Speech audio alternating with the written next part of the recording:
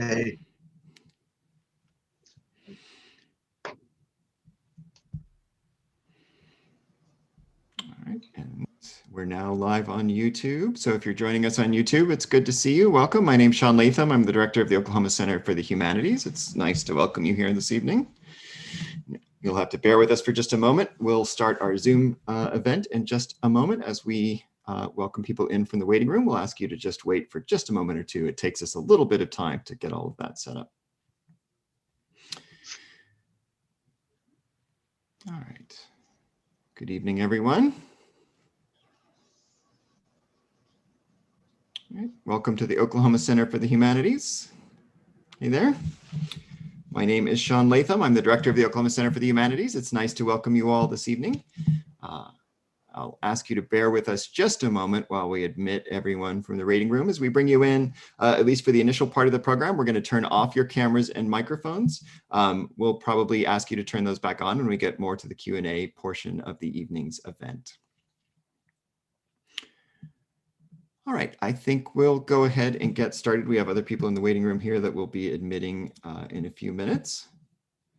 So welcome, as I said, my name is Sean Latham. I'm the Pauline McFarland Walter Professor of English here at the University of Tulsa and the director of the Oklahoma Center for the Humanities, which is the host for this evening's event. It's a pleasure to welcome you all here. Before we get going, I just want to say a few words about the Oklahoma Center for the Humanities, as well as some of the upcoming programming that we have planned for the coming semester. I guess we're sort of midway through that semester already. So for those who don't know or haven't had a chance to attend Oklahoma Center for the Humanities events in the past, each year we focus our work around one or two key themes that we think can only be fully and richly illuminated using the distinctive tools of the arts and humanities. Throughout the 2020-2021 academic year, we've been focusing on a pair of themes. Actually, this is the first year that we've been doing two themes at once. And that's because we believe they have an important set of interconnections between them. So throughout the semester, we've been exploring the themes of rage on the one hand and courage on the other. To support this work, we typically do two things. One is we convene research seminars here on this campus of the University of Tulsa. Of course, we've been doing it virtually throughout this, this COVID-changed year. And that brings together faculty fellows, students from the University of Tulsa, and members of the larger community, both in and beyond the Tulsa area, to talk about these interlinked topics of courage and rage. Those groups meet throughout the year and bring together a distinctive set of interdisciplinary expertise to discuss and explore these topics. The second thing that we do is host between 30 and 35 public programs every year. In the past, of course, this has included a wide range of projects, everything from art exhibitions and musical performances to partnerships with those throughout the Tulsa community, as well as talks like the one we're hosting this evening. In this age of social distance and COVID, we've scaled back our programming this year, though we're very much looking forward to renewing those sort of broader kinds of programming in the coming year. And so it's as part of that public programming tonight that it's a pleasure to welcome you for a conversation with Mauricio Cordero, the editor of BorderX, A Crisis in Graphic Detail, about which I'll say more in a moment. But I do want to start by noting that tonight marks the start of a cluster of talks that we'll be hosting here at the center on immigration and on the ongoing crisis at the southern border, where families remain separated and confined in often terrible conditions, caught in a terrible limbo not only between nations, but between violence and security, terror, and the promise of refuge that the United States has so often offered to desperate and oppressed people around the world. We'll return to this theme again then in 2 weeks with a talk by Reverend Daniel Grudy, a professor of theology and associate provost at Notre Dame, who leads the Center for Latino Spirituality and Culture. For decades, he has worked with migrant communities and will give a talk titled Migration, a Faith-Based Humanitarian Vision, that will examine our moral, ethical, personal, and religious obligations to immigrants and exiles, not only on our borders, but around the world. We have several other talks coming up as well, including a discussion in 2 weeks with Sarah Ray, the author of A Field Guide to Climate Anxiety, that will take place on March 18th at 7 p.m. Via Zoom. And on March 25th, we'll host our rescheduled conversation with Elizabeth Utka about art in the age of pandemics. Well, she'll be looking both at contemporary responses to the pandemic, as well as other kinds of historical responses to the pandemic or artistic responses from the past, including and especially the 1918 flu pandemic. So tonight, it's my pleasure to kick off this cluster of work for the spring with a conversation with Mauricio Cordero. As I said, he's the the editor of BorderX, which I have right here. Make sure you can see it on my screen. It's an extraordinary collection of comics that work at the intersection of art and activism to draw attention to the crisis at the border. The collection will be the focus of this evening's event, and I'm happy to say that we'll be able to give away copies this evening to those of you who are joining us. In addition, we're currently in the process of arranging an exhibition based on this collection that will be housed in Tyrrell Hall throughout the spring and into the summer. As our campus gradually reopens, we'll urge you to join us for a visit. Now, if you've participated in virtual OCH events in the past, you'll know that we welcome and indeed encourage you to participate throughout the evening using the chat feature. If you've never joined us before, if you're not very familiar with Zoom, jumping around between too many platforms today. You'll find that the chat feature is available if you just hover your mouse down at the bottom of this screen. Just click on the chat button. It'll open up a window on the side where you're welcome to join us by making comments, adding questions, and making commentary throughout the evening. And in fact, I would even urge you, as we get started here, to just take a moment and introduce yourselves. One of the things that we find very difficult in this age of social distancing is running a humanities center without humans. We've, in the past, worked together very hard to build a community here in Tulsa, where on each Thursday night, we bring together a diverse group of people on the campus in order to join us for these events. That's very difficult to do, of course, in the age of COVID, and these technologies only make that sense of distance sometimes more intense. So as a way of creating a sense of community, I hope you'll take a moment to just say hello, even if it's just your first name. Just introduce yourself in the chat window, tell us where you're from, and perhaps what's brought you to this evening's event. Well, as I said at the outset, we'll also encourage you to post comments throughout the event. Don't feel like you need to save your questions up until the end. Instead, just whenever a thought or idea occurs to you, please put it in the chat window. And as I said, we'll be giving away copies of BorderX to those of you who are joining us this evening. So please keep an eye out for information about that. We'll be responding. We'll be using the email information that you used to register for this evening to reach out and see if you would like a copy of the collection. And now it's my pleasure to introduce Mauricio Cordero. He's developed and currently instructs a comprehensive comics production course at MIT and Cambridge. He lectures in several different departments, universities, and Comic-Cons throughout the country, and has recently developed a course module to address climate change through editorial comics as part of MIT's Reading Climate Through Media with Professor James Paradis in the Comparative Media Studies Department.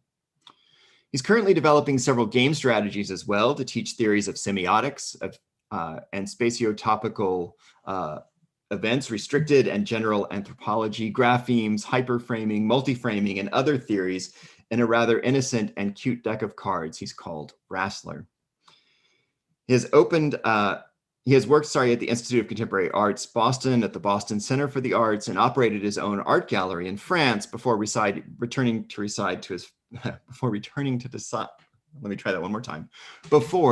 to return to his first creative passion, comics. Of course, explained to him that one of our focuses for this year is rage, and he writes in framing his introduction for this evening that he rages quite frequently, but mostly internally and silently, so we'll hope that continues for most of the evening. Though that's only true, he says, as long as you're not a telemarketer. So welcome, Mauricio. It's a pleasure to have you here at the Oklahoma Center for the Humanities this evening. Thank you, Sean. And this is my first time in Oklahoma, virtually, but I love what I see already. I threw in a lot of 10-cent words just to trip you up, Sean. I apologize. So I'm Mauricio Cordero. I created the BorderX project. I'm an editor, the editor-in-chief, and also contributor.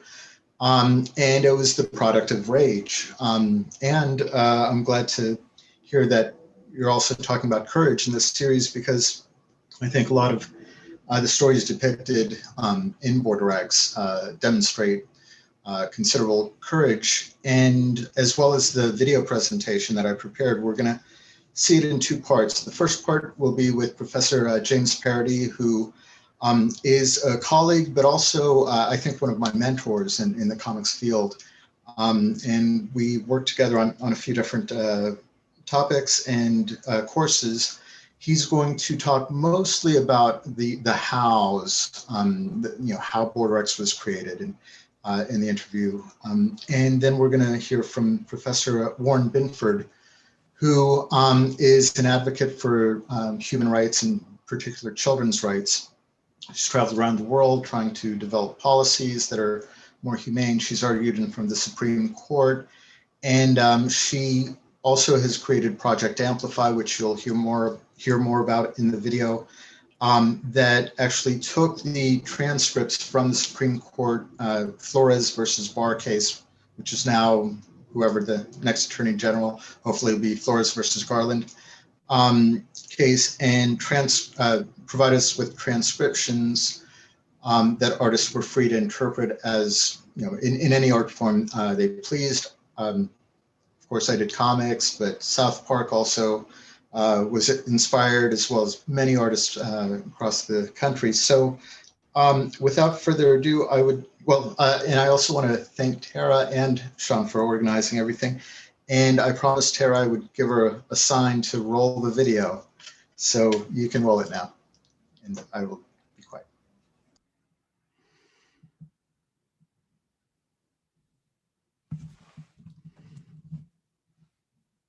Yep. And if you'll bear with us for just a moment, you'll see this is something we haven't done before. We have a video that's prepared because this is such a visual presentation. We want to make sure that we're able to do it justice. So we're going to begin with a video this evening.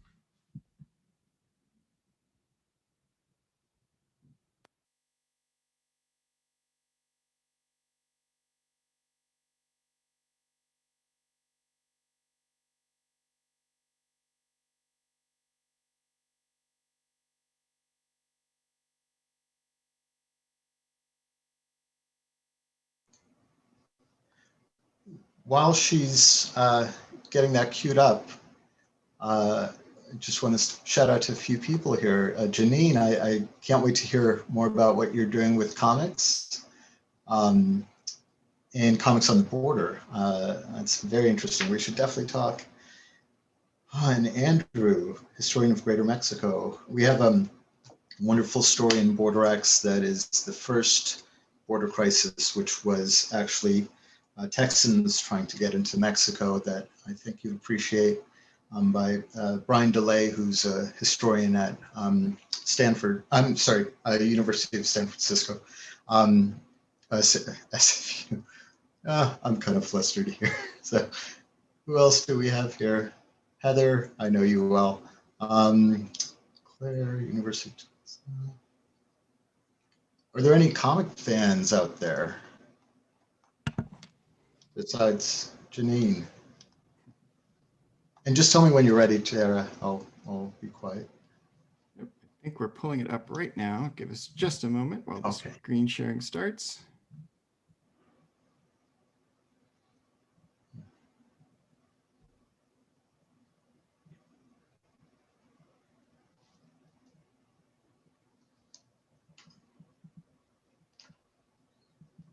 Oh, Nathan, that is one of my favorite comics ever. I have it right over, you probably can't see.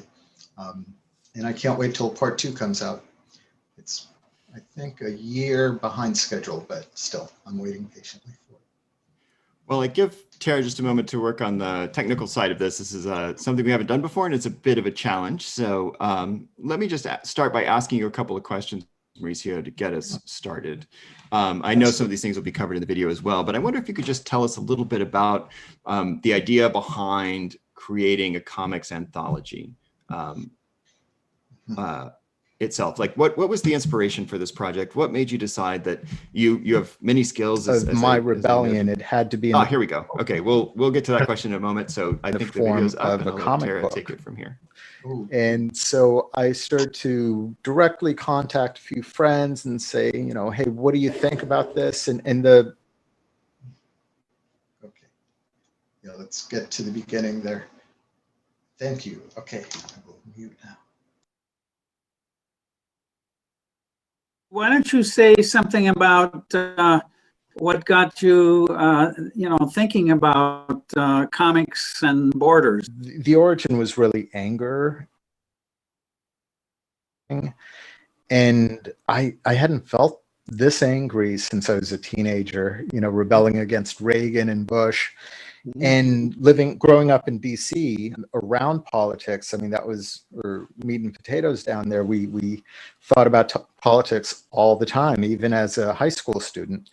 And, you know, back then the rage was directed towards music. So I realized that, you know, if I was going to bring any sort of substantial record or evidence of my rebellion, it had to be in the form of a comic book. And so I started to directly contact a few friends and say, you know, hey, what do you think about this? And the response was overwhelmingly positive. I was just curious if there was some set of episodes or something that set this off. I think the first incident was Senator Jeff Merkley trying to get into the detention camp and being turned away. And it wasn't at all what he said on camera as he was turned away. It was the absence of footage from inside the border camp, seeing how much the political structure in our government had caved into this new doctrine. These are people who are in most cases fleeing a situation that is unlivable, untenable for them and their families, and they're trying to make a better life. Not having a view inside the camps concerned me, knowing that my tweets weren't going anywhere, you know, and certainly didn't satisfy that rage. And so, you know, that DIY punk rock spirit came back to me, and I said, well, I've got to make all this concrete, and found out about Project Amplify, who published testimony of migrants that were presented in Flores versus Barr. The construction of artistic work requires a kind of a suspension of rage and some of the emotions that might lead to starting it. So how did that work? Well, when I opened up the project to the world at large, I realized I was getting a lot of rage back. And that's when I installed a ban on the word Trump. And that is where the rage turned into productivity. You can only rage so much in a piece before it becomes too literal to be art, and it becomes a form of almost propaganda or something like that. There's this long history of Americans trying to figure out how they're going to exist in a world that is way more complicated than some may understand. As far as indigenous, there are hundreds of indigenous people on every continent of the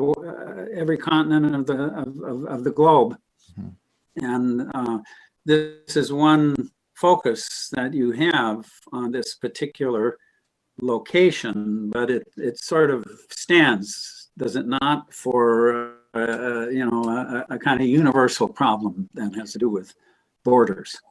Absolutely. And at the very beginning, I made the decision to include science fiction and fiction as one of the sections that we would have in the final work. To get to the universal truths in this struggle, we need fiction, we need science fiction, we need allegories that go beyond the headlines and beyond this moment, and even beyond this planet. So maybe since you're bridging on some of these questions, maybe say a little more about the process of making this. How does a person decide and then go about making a collection like this? Because Yeah, well, when you get to the point where the rage outweighs common sense, I think that's where you get started. I found it myself kind of alone at the beginning, and then people did step up as the project grew. So I guess the first step is deciding you're going to do it and defining it and scale it to what your abilities are. Or the way I did it was naively scaling it way above my abilities and having to grow into those abilities. So, you know, I have experience in producing comics and putting them together. I know all the tech specs, etc. But there's a much greater learning curve in terms of herding 70 contributors. it gives it sort of gives a new meaning to public art. You know, the creation of and collaborating together to try to address issues that are really outstanding and urgent, and we need more of this, not less. This is a pioneering effort, I would say, just from what I know about comics. You've kind of invented a new process. It's a really brilliant project. So I just Thank you. You know, I'm very, very glad that it happened, and you know, I hope you continue. Let's get started. So, Warren, can you tell me a little bit about the origin of Project Amplify, how it got started, why it got started, when it got started, and what the mission is? Yes, Project Amplify was started in summer of 2019 after approximately a dozen of us left the Clint Border Patrol facility, where we had discovered over 350 children being kept in a windowless warehouse, a loading dock, jail cells, and tents in the desert. The children were hungry, they were filthy, they had been severely neglected. There was no one supervising them. They were sleeping on concrete floors, concrete blocks next to open toilets. They had been taken away from, you know, family members, and were basically left alone to take care of each other. There was widespread illness. There was a flu and respiratory illness that was going around. There was a lice infestation. And we went to the public about what we had discovered, because the situation had gotten so dangerous and so extreme under President Trump's administration. In the year leading up to that summer of 2019, at least 7 children had died in government custody or shortly after they had been released from government custody. And we were afraid that more children were going to die. The president denounced it as fake news, said that our accounts were grossly exaggerated. He and Vice President Pence assured that the children were well taken care of, which was not true. And they put Vice President Pence both on the Sunday talking head shows and then Air Force Two, and flew him down to Texas, where he toured another facility. They dressed the children in government issued brightly colored sweatsuits, and then had the children pose for the camera and wave and give a thumbs up that they were being well taken care of.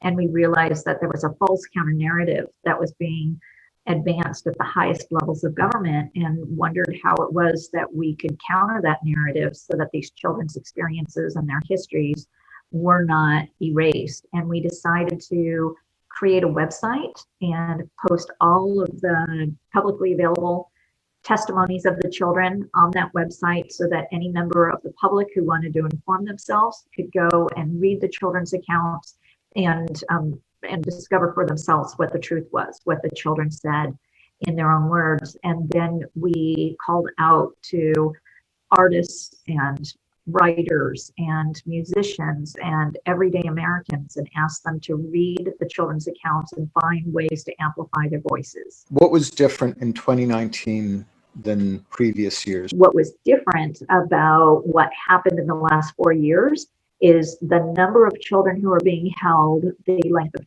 time in which they were being held, the number of children who were being removed from their families, including their parents, and the level of abuse they were experiencing, and the number of deaths. Prior to the children who died in 2018 and 2019, no child had died in, no immigrant child, or child in migration had died in government custody in almost a decade. And we saw approximately 7 children that we know of. There may have been more, but we know of 7 children who had died in the year leading up to our visit to Clint in June 2019. So that's what we were saying. Conditions so bad that children were literally dying. And it was, last year alone in 2019, there were approximately 69,000 children who had been detained by the U.S. government. And that was a significantly increased number from what we've seen in years past. So are they committing a crime by crossing the border? No, it depends. When someone comes to the United States for the purpose of claiming asylum, they are not required to have documentation. So people who are coming to the United States to claim asylum for that purpose are not committing a crime. They have the right to do that under US law. They have the right to do that under international law. However, if someone is coming to the United States for the purpose of, for example, getting a job, they are committing a crime, and that crime is a misdemeanor. It's the equivalent of playing your radio too loud or your music too loud. And so what that means is when the Trump administration implemented the zero tolerance policy and said, we're going to take children away from anybody who crosses the border, without consideration of whether or not they're coming for asylum, they were essentially violating the law. And then when they took children away from people who weren't here for claiming asylum, but for jobs, literally they were taking their children away for a misdemeanor that was the equivalent of playing their music too loud. Starting in January 2019, they started to implement what's called the Migrant Protection Protocols, also known as Remain in Mexico.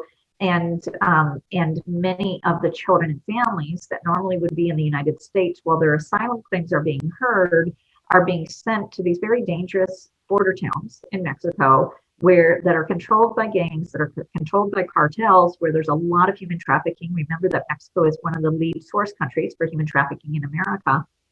And rather than keep the children in the United States with their family, their parents, other loved ones, they're sending them to these really dangerous border towns and then keeping them there for what could be a 2, 3, 4, 5-year process. In March 2020, the Trump administration basically started to block all arrivals to the United States and blamed it on COVID, which is so ironic because this administration doesn't recognize, the severity or danger of COVID. The hundreds of children that we do know about are actually being kept in black box locations, such as hotels. And so we're having a really hard time tracking those children. Is it worse, being in a tent in Mexico with your parents for several years, or what's likely to be, several years, or is it worse to be separated from your parents for, 89 days, which was the average under the Trump administration until recently,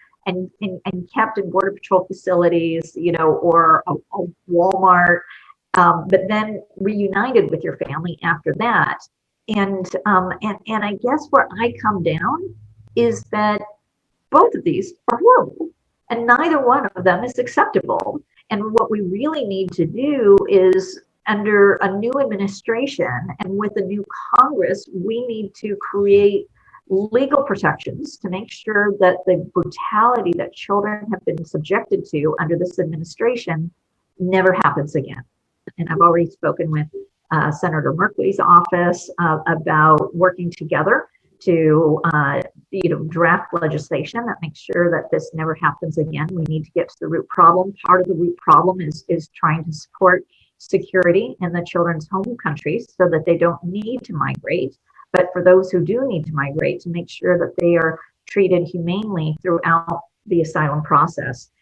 We also, Michael Bohanek of Human Rights Watch and I also are working on a policy piece that describes how to undo all of the damage that's been done by the Trump administration. Why or how can art help? Yeah. Well, so it's so interesting because I'm not an artist, I'm not particularly creative, and yet I can look at a work of art and feel it resonate in every pore of my being. There are times when I can't read another sad story, and yet I can look at a picture and be completely open and absorb the story or the image that that art conveys. Artists can simply create an image, create a sound, tell a story, and that can silence the noise and allow a truth to be known. And I appreciate the courage that they have to do things like read the stories of read the declarations, the testimonies of the children who have been abused at the border, allow that trauma into their being and to transform the child's trauma through secondary exposure trauma of the artists in order to help get the children's stories out there. The people who have seen, who have seen BorderX and have seen some of the other projects have expressed so much appreciation and such a strong emotional response to these different projects, and they're so appreciative of all the artists who have contributed to them. I think that they have played a key role in helping to motivate people to get out the vote and to call for a change in leadership. I think that the mistreatment of children in migration and their families has been identified as a key issue that to suburban women in swing states. And I think that to the extent that those women, those voters, find out about and come to understand what's been done to these children and their families, that it can have a dispositive impact on this election. So every artist, every musician, every writer, everyone who has put up one of the children's quotes on a lawn sign, people who have done street art in Philadelphia and elsewhere, the skywriters who have sent messages, in the skies behind their planes during major public events. I think all of these people should know that at best, they may have contributed to changing the outcome of this election, and in doing so, changing the course of history. They have helped to make sure that there is an accurate history of what was done to these children. And in doing so, they have not only honored our nation in making sure that we understand what we've done and what we have tragically allowed to happen, but that these children's identities and experiences are honored and amplified. I just appreciate so much the role that comics have played and the comics artists have played. When I first reached out and asked the public to do this, I did not imagine the overwhelming support that we've seen from comics artists, from South Park to BorderX to the illustrations in the children's book. And I am so grateful to all of you for contributing your talents. So thank you so much for amplifying their voices. And thank you so much. When I started BorderX, I had not yet heard of Project Amplify, and it really helped us get those first few comics that then grew out the rest of the project. So thank you so much for all your work with Project Amplify and everything else that you're doing. Oh, thank you, Mauricio. I appreciate you so much. You're welcome.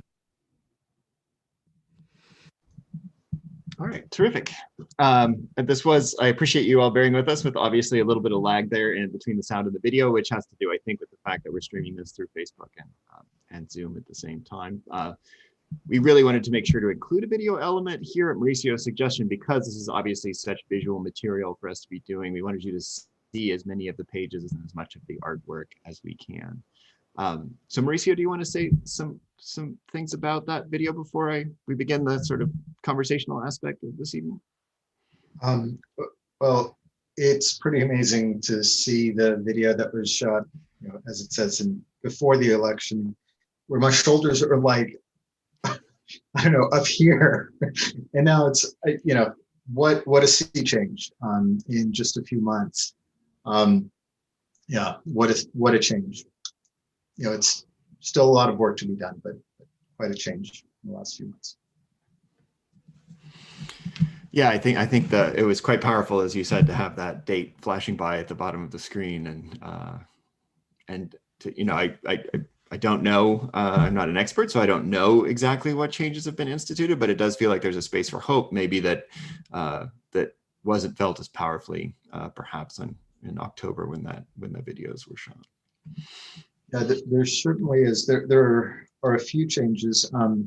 Just a few months ago, we had about 700 children who were detained and separated from their families, and that number has dropped to about 506 now. And part of the reason there still remains so many is about 350 or 366 of them, their parents were deported. So that's complicating efforts to reunite the families. Also, you may have heard that a new facility was opened under the Biden administration, I think 2 days ago. And the stark contrast with what the Trump administration was doing. Oh, I said his name. I usually avoid that. Sorry, that slipped out. So this facility is not run by ICE. It's run by FEMA and Health and Human Services. So the care, the environment is starkly different from what was happening before. So if you do see that in the news, just, you know, take a breath and consider what is actually happening. Mostly it's because they are trying to keep social distancing with the detainees. So they need that additional space. It's not perfect yet. And you know, still a work in progress, but much better than it was just a few short months ago. It is welcome news. Actually, when I was describing this talk to my daughter just before we began, she had news of that camp and was expressing already concern about that. So I think that's a useful bit of context just for the headlines we've seen in the last couple of days. So when we invited you to give this talk and to join us at the Humanities Center this semester, one of the most powerful things that stood out about your work and about this project is precisely the intersection of art and activism and what it means for artists to try to respond to the world around them in productive and engaged ways that draw on their distinctive talents and that may use the distinctive aspects of their medium in order to create, you know, immediate kinds of political responses.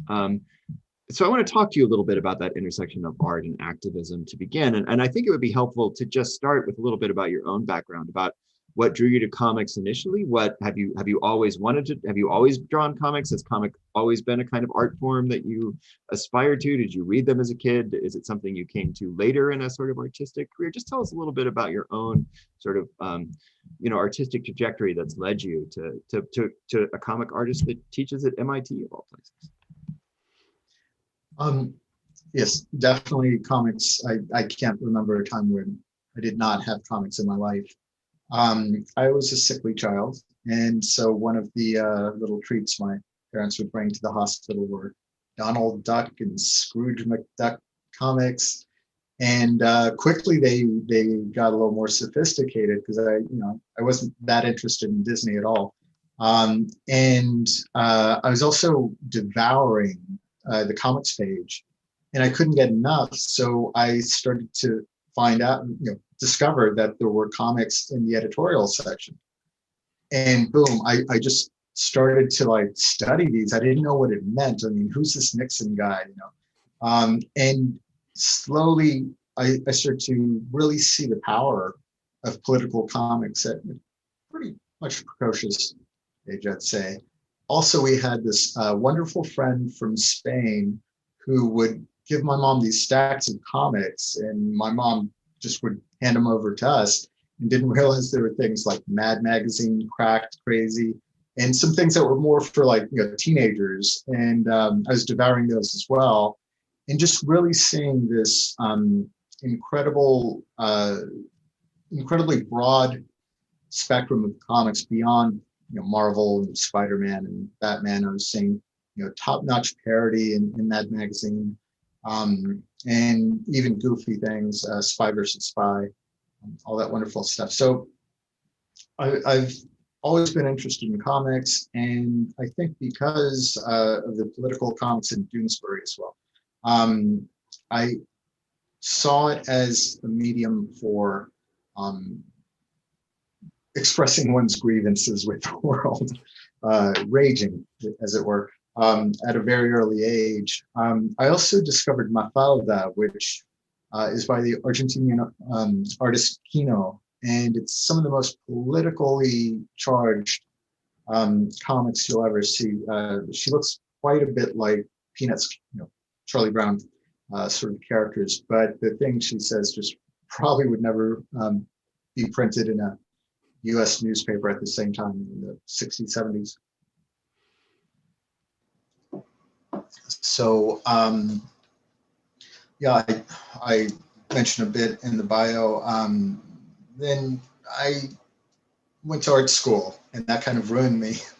I got laughed out of an interview at Carnegie Mellon because I presented a portfolio of comics and cartoons, and they literally laughed me out of the interview. So I didn't go there, obviously, and wound up in Boston, where I attended the School of Museum of Fine Arts, and they did have one comics course, and people were just like very insulting towards that professor, and just questioning me, why am I wasting my time when I could be studying abstract expression, all this wonderful, difficult art, which I appreciate to some extent. But then, having worked in the sausage factory that is contemporary arts, really turned me off to a lot of what is actually happening behind the scenes. The commodity of art is what is in play in most of the large institutions, no matter what you read on the wall text. And then, I came back from 9 years living in France, where comics are, the 9e art, they're respected. They're part of mainstream culture. And when I came back, it didn't take long before I said, that's what I want to do the rest of my life, comics. And when you returned, you raise an interesting point about France. And of course, I think, many of us will remember Charlie Hebdo and the attack on the editorial offices of that magazine, right? Precisely a set of comic artists that were using comics as a parody, a mode of political parody and critique, and were targeted and assassinated for that kind of art, something I don't think we would associate with comic artists in the United States. So I'm wondering, when you came back from France, did you find that things had changed here in the United States in relationship to comics?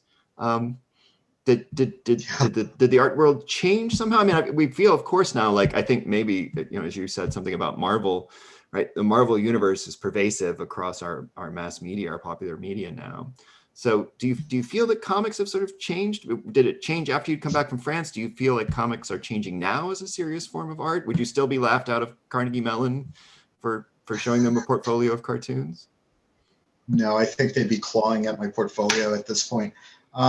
It's night and day. I can't even keep up with how many papers are coming out each day on comics theory, on books. So it's reached a point where it's studied seriously, it's consumed voraciously, and it's really reached into the adult audience, where before it was kind of, the android's dungeon guy on The Simpsons sort of thing, with little comics in the back, comic shop in the back. And now it's gone in a couple of ways. It's become mainstream in terms of the Marvel and the DC universe.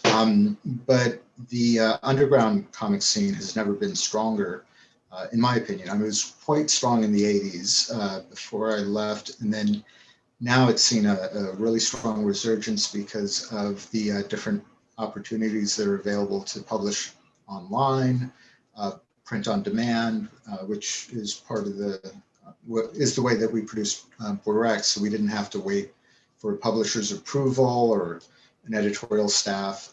So I think that there's just so much out there, impossible to keep up with, and that's how I like it. So that's the big difference. I want to actually riff on a question here from Cooper Casale in the comments here, who asked, and I thought it was very interesting the way you framed the video with punk rock as a sort of key influence for you. And I think even describing your own initial foray into comics there, there is a kind of punk aesthetic to this initially, or a DIY element to it. And even the way you describe Mag Magazine is sort of, right, this is often how we hear the early issues of that magazine described as accidentally, like somebody accidentally gave it to me, it was smuggled in. Nobody really knew just how serious this thing was that everybody was treating as, as something very unserious at the time. So I wonder if you could talk a little bit more about that punk element of comics. And is it something that you think they still retain? I mean, as you said, it's attaining all kinds of new cultural affluence and importance now. We have graphic novels instead of just comic books and so on. So has that punk element been lost, do you think? And if not, how is it being preserved in this kind of face of this voracious desire for all kinds of comic art now? Mm-hmm. Yeah, so maybe we have to tease punk rock from iconoclastic culture, subculture, where punk rock is a moment in time, and it's been mimicked in mass media by groups like Green Day and popular bands that were never really in the trenches. Where I was lucky enough to know a lot of people who were deep in the scene, and literally going to someone's house to paste stickers on records, put them in sleeves, and ship them out. And that kind of thing. So it was a small peek at how you could subvert an industry. Things like Discord Records printing the retail cost, their recommended retail or postpaid cost on the albums, so that record stores couldn't raise the price, and just seeing how we could call our shots in the punk scene. We decided how we looked, what was aesthetic or not by anyone else's yardstick. And to see a lot of these people continue to do what they do. Ian Mackay is still doing Discord Records. I just had the privilege of seeing Mike Watt from Minutemen perform in San Francisco about a year ago before COVID struck.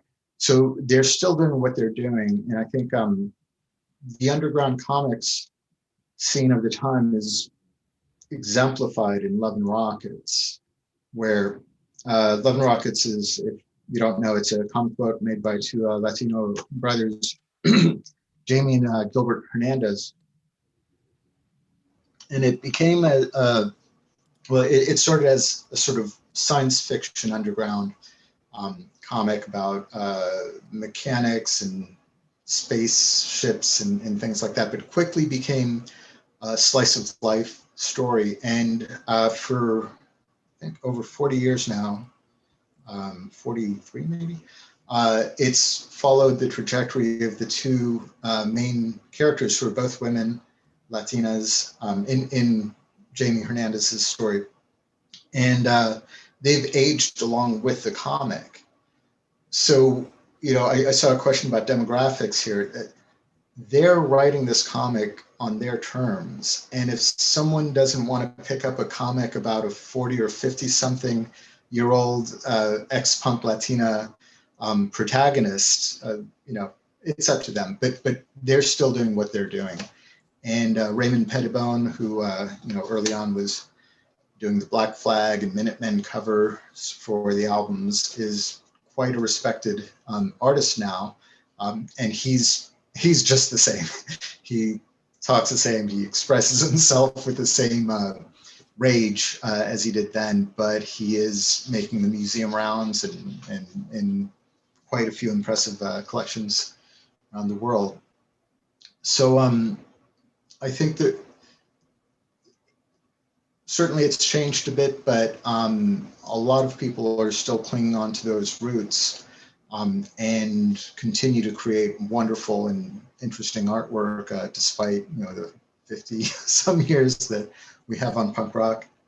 Now I'm feeling my age.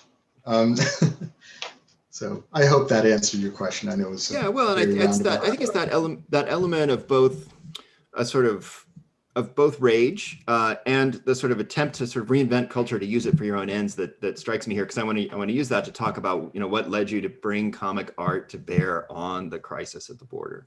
I think from some points of view this might sound like a very odd undertaking, right? We're putting children in cages at the borders, we're separating families, I'm going to make a comic about it. Sounds like a sort of unusual response, but even though Project Amplify, I think, did a terrific job of explaining what the power of some of that. So I wonder if you could talk about what sort of led you to decide to answer the call from Project Amplify initially, and also maybe say something about what it is about comics that you think lets this as a medium rather than documentary film or something else. What about comics as a medium can really speak to this crisis in a unique and distinctive way? Mm-hmm. Well, the first part of the question, I'm just grateful to Cthulhu that I'm not a demolition expert, or who knows what I would have been doing in response to this. But I do comics, so I realized that my rage had to be funneled somewhere. I was doing some cartoons and things, and I just could not keep up with mocking the administration. So I realized the better attack would be to expose and hold a mirror up to what's happening, or magnify, not a mirror, they're not going to look at it, but maybe a magnifying glass to what's actually happening. And comics, I think, operates on so many different levels. Obviously, broad literacy spectrum can enjoy and absorb even the most subtle symbolism and things that are nested within the comics format that might not be as apparent in a kind of a smartly written op-ed piece.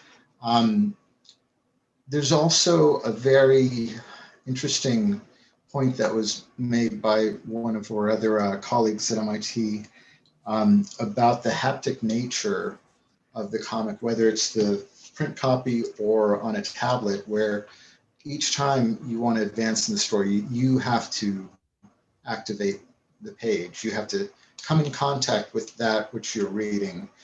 Obviously books do the same thing, but I think when you have pictures there, and you can see the wholeness of the page and the entire incident is fresh in your mind, and you're turning that page, you have a different sort of connection to the story, I think, than when it's a print page.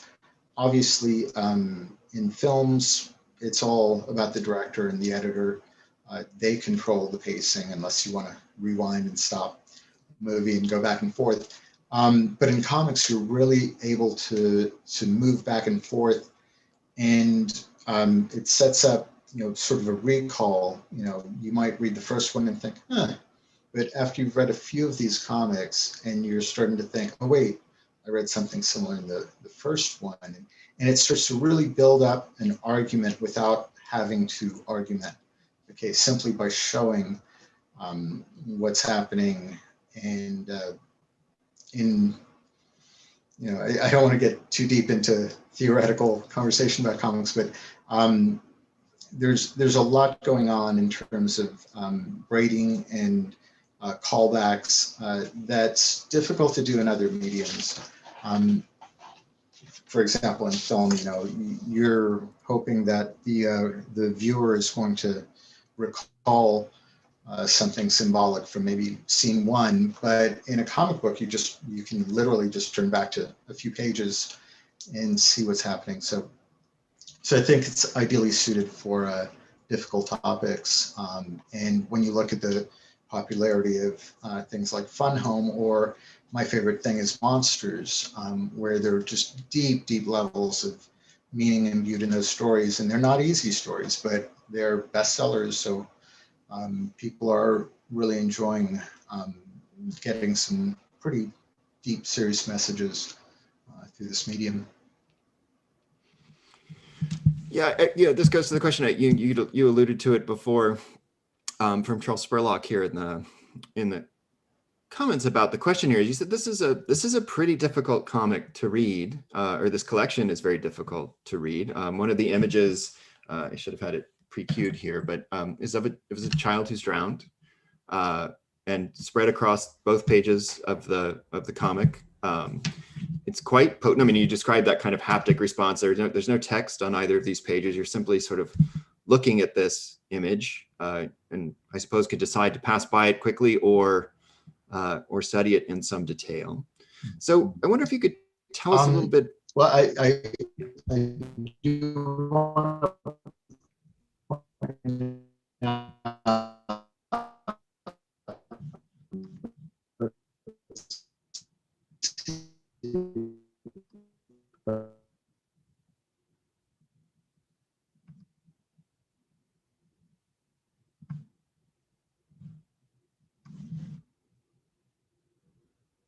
Let's see. I think you may have frozen on us, Mauricio.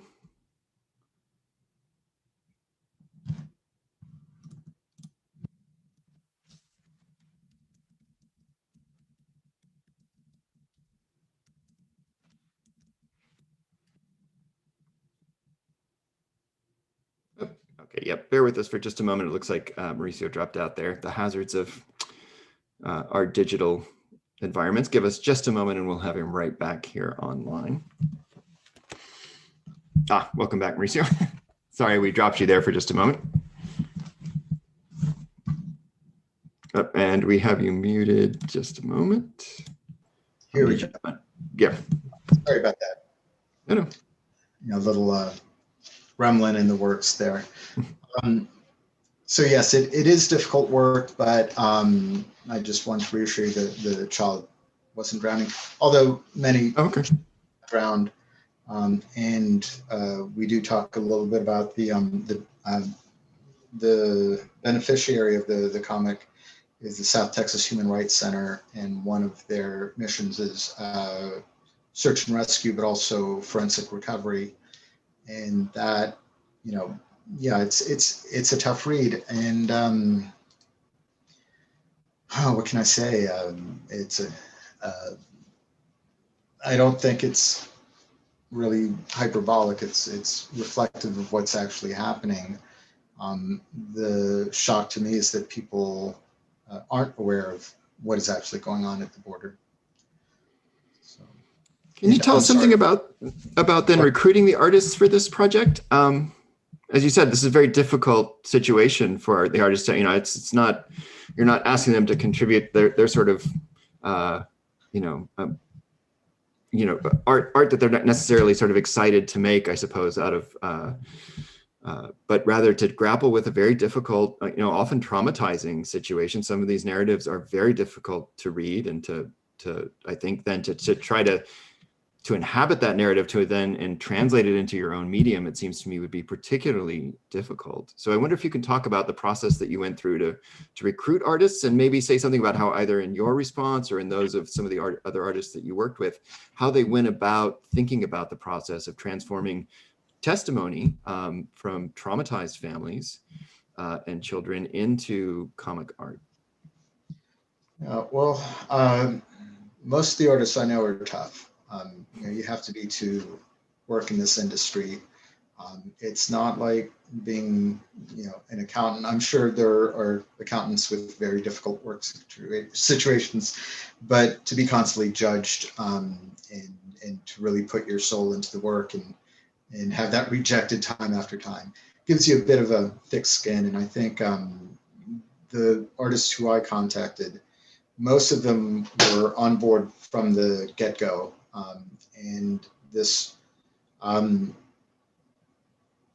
difference, I guess, is that a lot of the work is nonfiction, but a lot of the stories they're dealing with, whether it's Star Wars or Lord of the Rings or some adaptation, are pretty violent and intense, and we trade on emotions and trying to create empathy.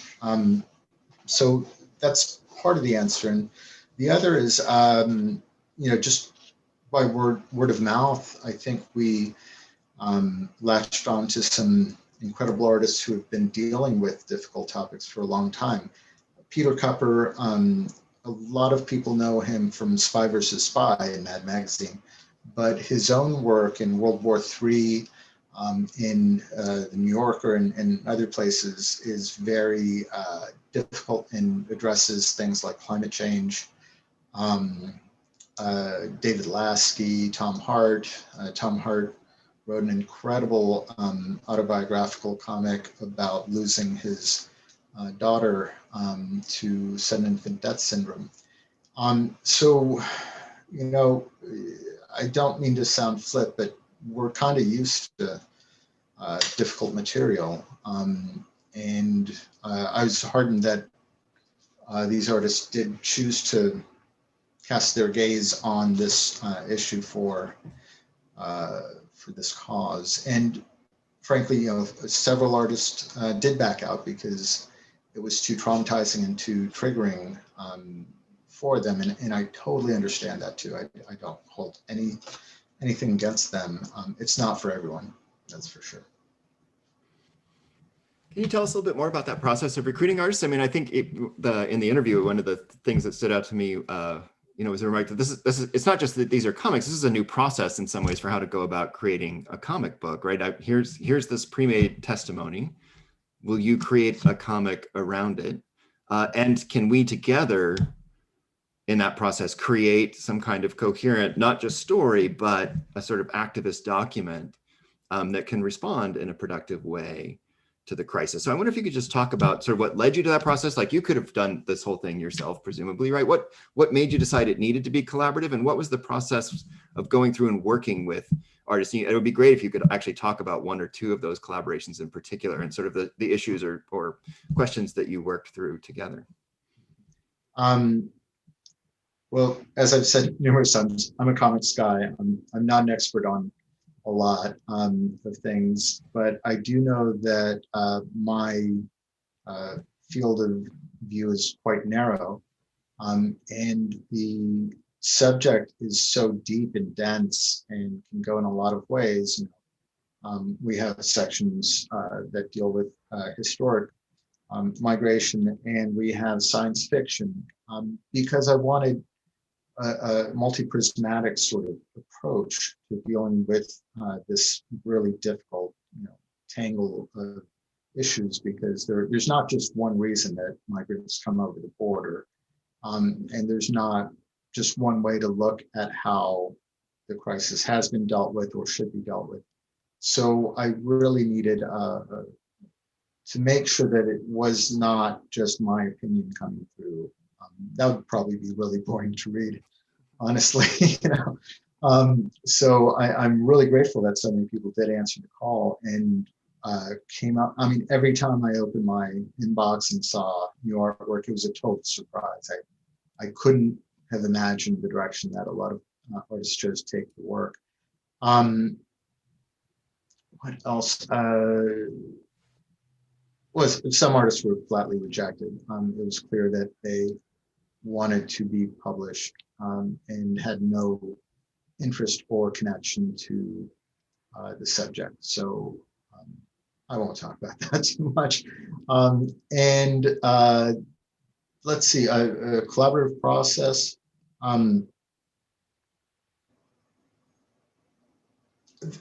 So part of what I learned really quickly was this stuff is really, really difficult. When you start reading the testimonies, that you could see one example that I put up on the screen during the presentation, where all the names and locations have been blacked out by our government. And reading these one after the other is not a good way to get any sleep. You're going to be up all night if you try to do that. And I was sending people, links to the collected stories, wasn't getting a response. Then I broke it up into a few chunks of like 50, no response. So finally I realized it was just too much. So I began to take 3 testimonies, 3 the affidavits, and send those to an artist and say, do any of these speak to you? If not, I can send you another batch. And then I started to get a response. I also had to do one myself. So I did the first one and kind of demonstrated. And it was around the same time that I was working on an approach to working with students on the climate change comics. So figuring out a way of getting a message across really quickly in just 1 or 2 comics pages. And so I think limiting the options, I'm a great advocate and proponent of creativity through constraints. And that when you reduce the amount of choices you have to make creatively, that's when the creative juices really start flowing. So I think that was where it really got going. It was when I gave them 3 choices, and most of the people that we worked with did find something in those 3 choices that they could work with. A couple asked me for a new set, and then they found something in that new set. For a variety of reasons. I mean, the issues are quite broad ranging, and there was just some things people didn't want to touch at all, and I totally understood that. As far as collaboration, well, there were 70 collaborations I'd like to thank, because at various times, I was discussing with the script writers or the artists at different steps of the development. So it's hard to pinpoint any one of those hundreds and hundreds of conversations I had over the months that we were creating this. But they were mostly good, maybe one exception. With one exception. There's always one, right? There's got to be one.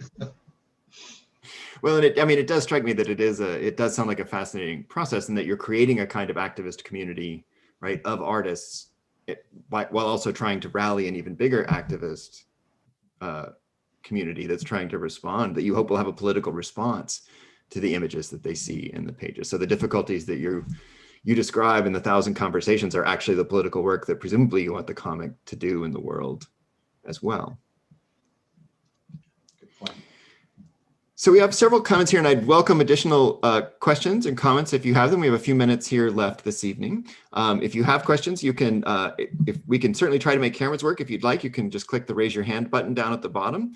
And I have a couple of other questions here in the chat that will take us a little bit beyond the immediate BorderX collection, but I think are quite interesting here. So I'd like to start with this one from Liza Williams, who's actually one of our, I believe, our fellows this semester. And she writes that I'm interested to hear what you think about climate destruction as a subgenre of science fiction.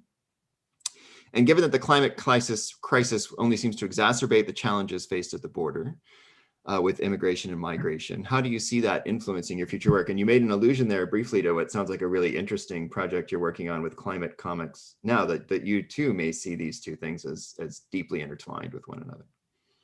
Yeah, I wish James was right here by my side right now, because he would love this question.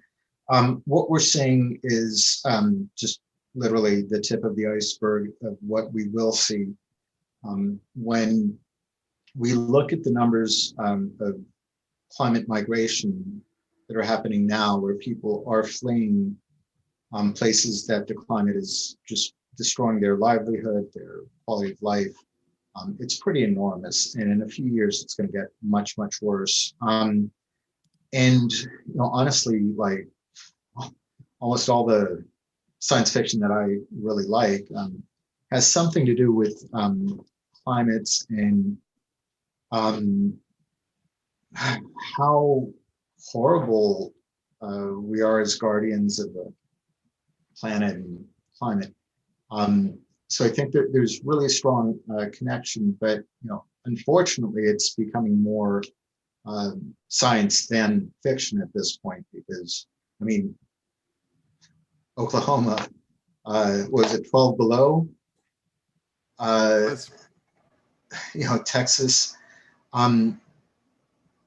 It's really the next big crisis that we're going to face. If we don't get a pandemic before, then we're really going to be looking at climate migration as something that's going to reshape the world. So yes, I definitely, I'll be teaching in end of March, the section on climate change in comics at MIT. So we're definitely going to be addressing this. And one of the techniques I'm using is taking the students' editorials that they write as part of that course and translating them into comics using more of a sort of a Nick Susanis unflattening approach, where instead of sticking to traditional panels, we're looking for an impactful page, using comics a little bit differently because they're so limited. They're, I only have 5 weeks to work with students who mostly don't draw at all. So we're keeping that simple. But yeah, Liza, are you doing something with comics, or let's see? I'm sorry, I missed like all the comments disappeared when I logged back in. Oh yeah, of course. No, So that's no problem. Well, and I had I find this, it sounds like one of the things that, I think you mentioned this earlier too, one of the things you're trying to convey to the students, this idea of conveying a message rapidly and concisely. That seems to be one of the things comics can do. And in fact, in BorderX, several of the pages are devoted to posters. And you and I talked a little bit about the postering aspect of this. I wonder if you want to say something about that and about the distinctive power maybe of comics to convey a huge message in a single image. Is that one of the things that you think makes them a particularly effective political medium? Yes, definitely. Posters and comics, I love them both. I very early on discovered the Works Progress Administration posters, fell in love with them. Probably part of the reason that I got into printmaking. Also, when I was 16 in total punk rock mode, I was selected. I mean, this was just such a fluke to go to DC every Monday morning, skip school with the school's blessing, go into DC into an artist studio and learn how to do zinc plate etchings. And then obviously I wasn't going to go back to school.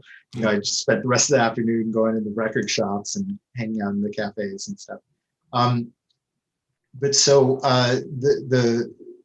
that training in reprogram, multiples really just got me thinking about, well, if you can multiply it cheaply and effectively, you're going to get your message out much more quickly than if I work on a $20,000 canvas that a few people are going to see in a museum. So for me, it's been really a more interesting route for me to take as an artist. And yeah, when you look at the work that was being done in the WPA in the 40s, post-war, they had a lot of messages that they had to get across very quickly, whether it was, informative stuff or just, come visit the Grand Canyon. There's just not an inch of wasted space on those posters. And it's just something that really amazes me. And propaganda posters are wonderful, and I love trying to subvert propaganda for more ethical uses, I'd say.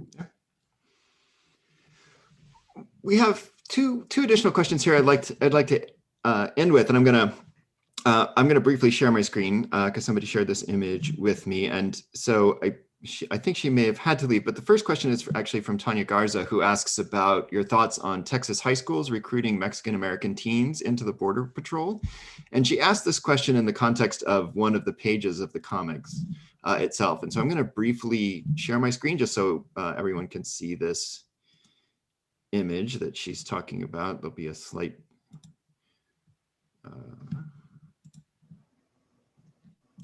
there we go.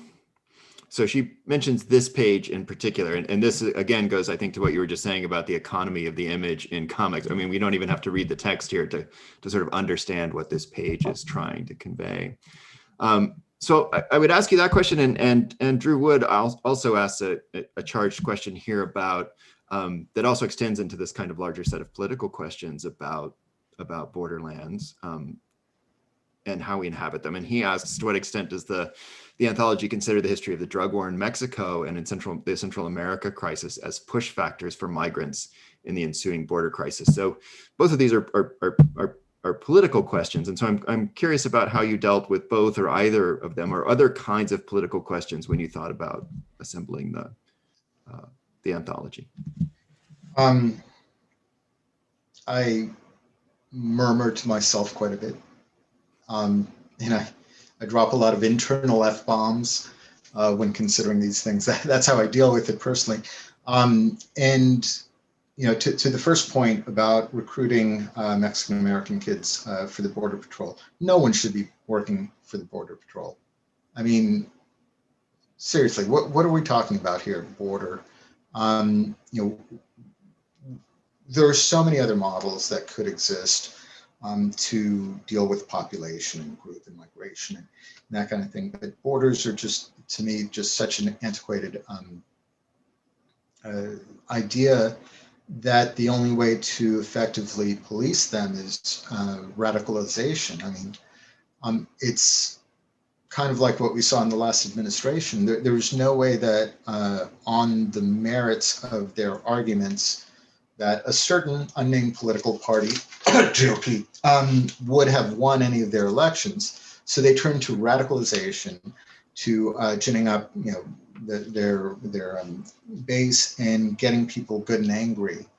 And I think that's what we're seeing at the border, rather than dealing with it as a humanitarian crisis. Why does someone leave their home? I mean, we don't just randomly decide one day to pack everything up and go to Canada. Well, I guess I can't say that I kind of fled to France when Bush was elected, but normal people don't do that, right? So there is a humane way to address migration and figure out why people want to come in.